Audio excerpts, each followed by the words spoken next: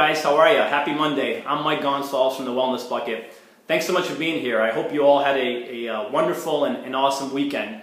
So in last week's video, I had asked that you take the time to look in the mirror and ask yourself the question, am I happy? And in doing so, I had asked that you focus on 3 different areas in your life. And the 3 areas was 1, health, 2, career, and 3, the relationships in your life. And that could be everything from your family to your friends to your spouses, significant others. And again, taking these areas into consideration, asking the question, am I happy? Now, if you did that exercise, 1 or 2 things happen. Either you acknowledged that, you know what, I am happy in these different areas in my life. And if that's the case, that is absolutely awesome. And I urge you to keep doing what you're doing because it's working.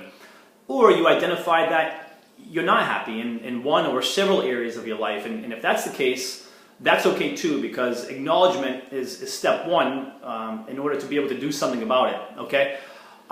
Since last week, I also received several messages saying how challenging and difficult it was to do the exercise, to actually sit and look at yourself in a mirror and ask yourself if you're happy. And there's 2 reasons for that. One is no one likes to acknowledge that they're not happy, but it's a must. If we're going to make a change to be happy, we need to acknowledge where we're not happy so we can change it. All right, we can't hit what we can't see, okay? So it's not easy to do that. 2 is we are staring directly at the person responsible for us currently not being happy, okay? It's us. We are not happy because of either the decisions we've made or the decisions we haven't made, but we are staring at the person ultimately responsible for the fact that we're not happy in one or several areas in our life. That's challenging to do, all right? I completely get it. Now, the really, really cool part is this. You're also staring at the person ultimately responsible to make a change and to create happiness in these lives where you're currently not happy, and that is you, all right? We're not waiting around for permission or a permission slip from anyone else to create this happiness we're looking for.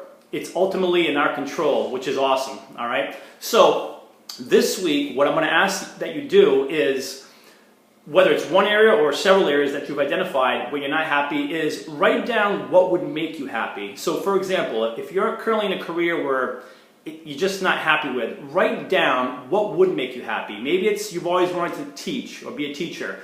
Write down, teach. Just keep it simple. You don't have to get too detailed. Write down what would make you happy in these areas where you're currently not happy, okay? That's step 1. Now, I emphasize writing it down, and there's a reason for that. We just can't keep it up here. We have to write it down, because goals that are not written down are just wishes, all right? And we don't get what we wish for, we get what we work for, all right?